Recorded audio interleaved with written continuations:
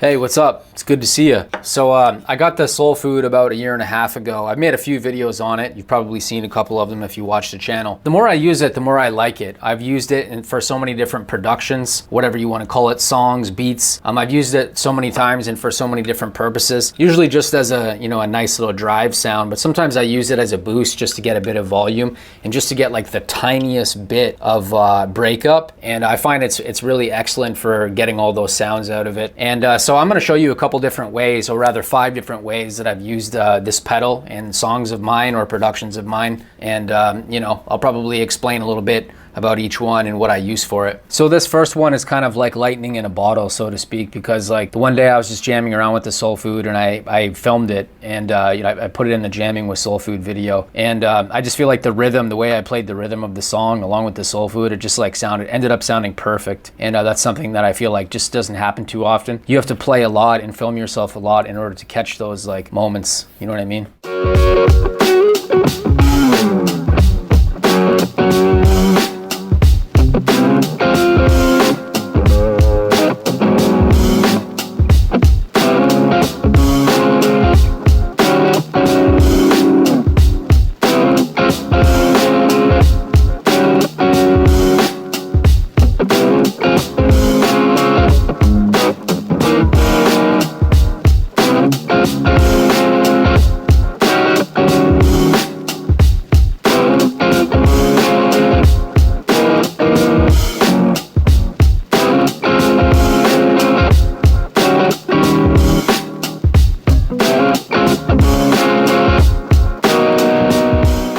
This next one is something that I made in a video recently. I just made like a quick hip hop beat with the Soul Food and with the whammy pedal. And so I just used, some drive, the Soul Food, the reverb, chorus, delay. And then I set the whammy pedal down to go down a fifth. And then I rock the whammy pedal in reverse position. So it actually activated the fifth drop.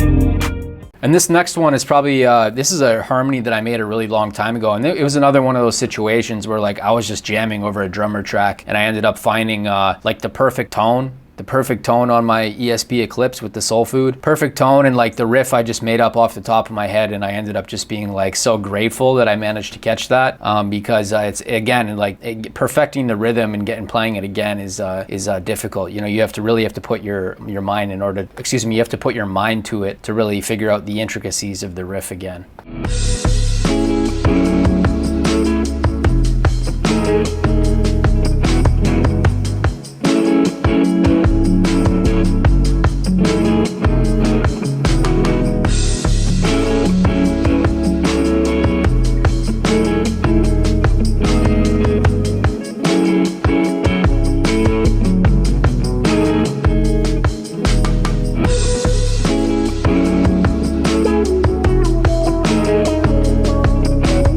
And this next one, I believe this was in my first Soul Food video. Yeah, kind of a similar thing. I was just jamming around, and I was using the compressor and the Soul Food, and it ended up sounding really cool.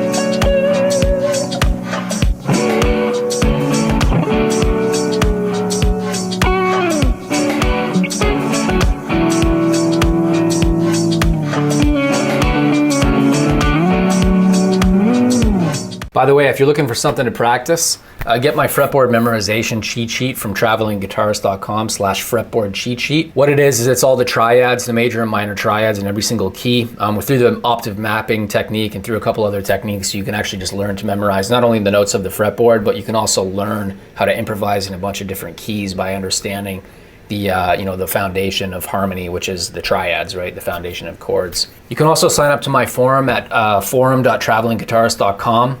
There you can chat with people about guitar and music and whatever else you'd like.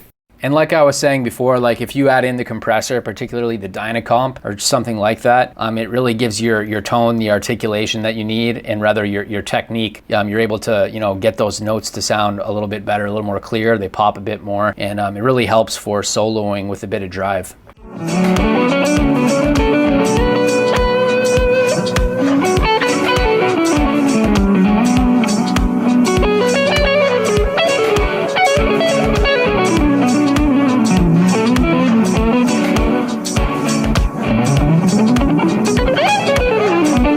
And this final one is the same deal. It was actually part of the same jam session where I just kind of like came up with a couple cool riffs on the go. And, again, I was glad to have caught it.